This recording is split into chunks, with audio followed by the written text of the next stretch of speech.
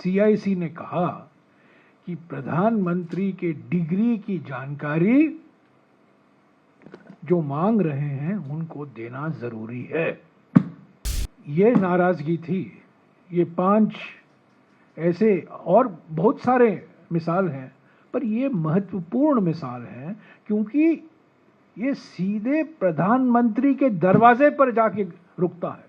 सूचना का अधिकार अधिनियम ने एक परिवर्तनकारी दशक शुरू किया और 20 साल बाद आज हकीकत क्या है, उसके लिए ये प्रेस कॉन्फ्रेंस बुलाया गया है। सूचना का अधिकार अधिनियम का मकसद था कि शासन में पारदर्शिता लाई जाए, जवाबदेही लाई जाए और एक नया काम करने का तरीका, ताकि जो इंफॉर्मेशन सरकारी फाइलों में और सरकारी अफसरों में छिपा रहता है वो जनता को हासिल हो अधिकार के रूप में। इस दशक में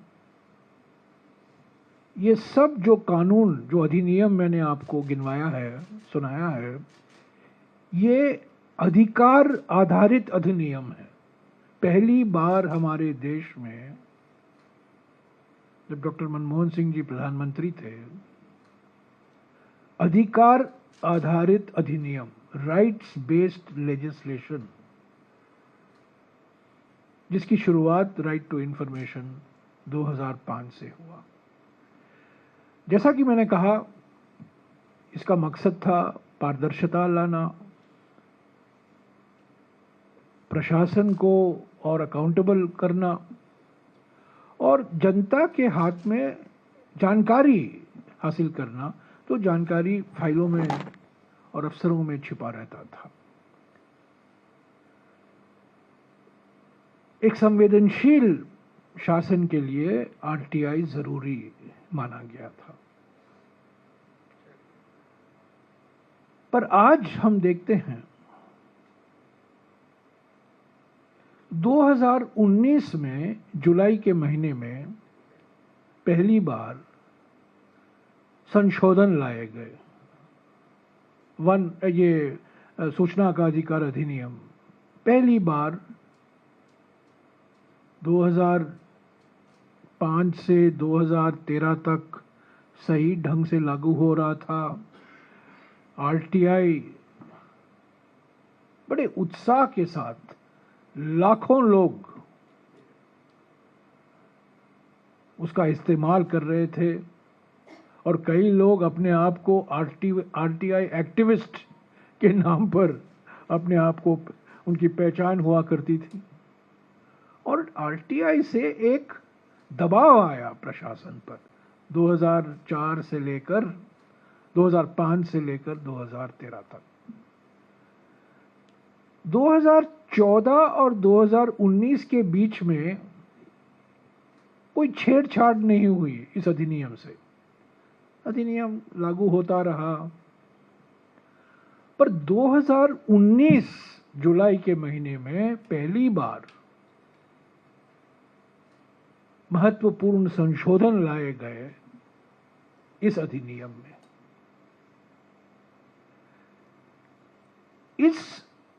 इन संशोधनों का मकसद था कि जो अधिकार दिए गए हैं कानून द्वारा सेंट्रल इंफॉर्मेशन कमीशन को, और जो अधिनियम बनाया गया उसको और कमजोर करें। थोड़ा पहले मैं आपको इतिहास बता दूं कि जब ये मसौदा तैयार किया गया था इस अधिनियम का, एक जमाना भी हुआ करता था हमारे संसद में जब मसौदे या बिल, विधेयक स्थायी समिति को भेजा जाते थे, स्टैंडिंग कमेटी को भेजा गया। आजकल वो जमाना गया, पर ये right to information bill standing committee को भेजा गया। स्टैंडिंग कमेटी ने कई महत्वपूर्ण सिफारिशें दी और आपको आश्चर्य होगा कि मनमोहन सिंह जी की सरकार ने सारे जो स्थायी समिति के सिफारिशें थी वो मान ली। और जब कानून पारित हुआ सर्वसम्मति से लोकसभा में और राज्यसभा में, वो बिल जो पारित हुआ, वो जो स्टैंडिंग कमेटी ने संशोधन की मांग की थी, उन संशोधनों के बाद ही वो पारित हुआ। पर 2019 जुलाई में जब संशोधन लाए गए मोदी सरकार द्वारा, जो संशोधन स्थायी कमेटी ने बताई थी उसको नकारा। और मैं आपको बताना चाहता हूं, आश्चर्य की बात है कि उस स्थायी समिति के सदस्य कौन कौन थे। बीजेपी से लोकसभा में प्रोफेसर विजय कुमार मल्होत्रा, बड़े वरिष्ठ नेता, श्रीमती किरण महेश्वरी, श्री हरिन पाठक, गुजरात के एक वरिष्ठ सांसद, और ब्रिजेश पाठक, जो आज उत्तर प्रदेश के उप मुख्यमंत्री हैं। ये लोकसभा से इस स्टैंडिंग कमेटी के सदस्य थे। और राज्यसभा में देखिए कौन कौन लोग इस समिति के सदस्य थे। बाल आप्टे, वो बड़े वरिष्ठ बीजेपी के नेता थे। और सबसे महत्वपूर्ण बात, एक और सांसद जो इस समिति के सदस्य थे, सम्मानित रामनाथ कोविंद जी, जो हमारे देश के राष्ट्रपति बने, वो इस स्टैंडिंग कमेटी के सदस्य थे, जिन्होंने उस बिल जब पेश किया गया था मनमोहन सिंह जी की सरकार द्वारा, उस बिल में संशोधन करने की सिफारिश की थी। और 2019 को मोदी सरकार ने रामनाथ कोविंद वाली सदस्य की समिति के संशोधनों को निकाला। तो पहला धक्का आरटीआई को जुलाई 2019 को मिला। क्यों मिला? मोदी सरकार संशोधन क्यों लाए? तब तक ठीक चल रहा था। राइट टू इंफॉर्मेशन एक्ट सारी जगह चर्चा हुआ करती थी, अखबारों में कई पत्रकारों को जानकारी मिल रही थी। आरटीआई, आपको अफसर लोग या मंत्री लोग जानकारी नहीं देते थे, आप लोग आरटीआई लगाते थे। और आरटीआई द्वारा कितने अखबारों में समाचार छपे हैं, टीवी चैनलों में समाचार आया है आरटीआई द्वारा। पर क्यों संशोधन लाए मोदी सरकार? 5 कारण थे। पहला कारण यह था कि आरटीआई जो इंफॉर्मेशन कमीशन है, सेंट्रल इंफॉर्मेशन कमीशन के मुखिया है, जो सीआईसी है, उन्होंने एक निर्णय दिया कि प्रधानमंत्री के तथाकथित degree MA in entire political science की जानकारी हासिल होनी चाहिए। उन्होंने तो एक सनसनीखेज निर्णय था ये। सीआईसी ने कहा कि प्रधानमंत्री के डिग्री की जानकारी जो मांग रहे हैं उनको देना जरूरी है। तो नाराजगी का पहला कारण पीएम की तथाकथित एमए एंटायर पॉलिटिकल साइंस की डिग्री। दूसरा कारण, प्रधानमंत्री ने कई बार ये दावा किया कि करोड़ों लोगों का राशन कार्ड फर्जी राशन कार्ड है, बोगस राशन कार्ड है। तो आरटीआई से जब जानकारी आई तो ये पता चला कि जो ये प्रधानमंत्री के दावे हैं ये गलत हैं।